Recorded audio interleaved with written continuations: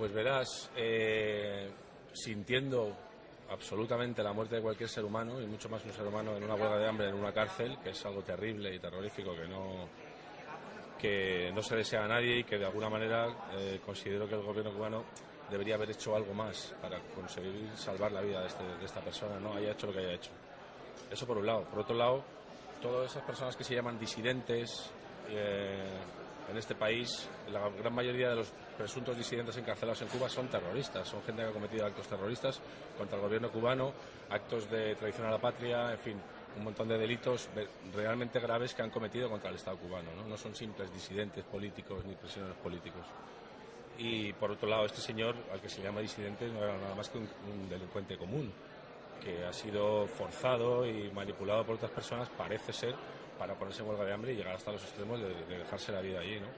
Entonces, considero que el gobierno cubano debería haber hecho algo más por solucionar esa situación y no permitir que un ser humano muera bajo su tutela, que es lo que es un preso. Pero por otro lado se manipula absolutamente todo lo que sucede en Cuba, ¿no? Y hay algo realmente pasmoso, que es que en este país y en Europa en general hay una especie de persecución obsesiva y paranoide contra el gobierno cubano, cuando a muy pocos kilómetros de la isla tenemos un gobierno como el colombiano, por ejemplo, que sí que viola continuamente los derechos humanos, en un país donde hay miles y miles y miles de muertos cada año por la violencia de los paramilitares y del propio gobierno, y sin embargo esos gobiernos son considerados absolutamente democráticos, ¿no? Considero que el Estado cubano, con sus miserias y sus grandezas, es un modelo a seguir en muchos aspectos, ¿no? Mucho más que muchos de los países que se llaman amigos de Europa, entre ellos, por ejemplo, Marruecos.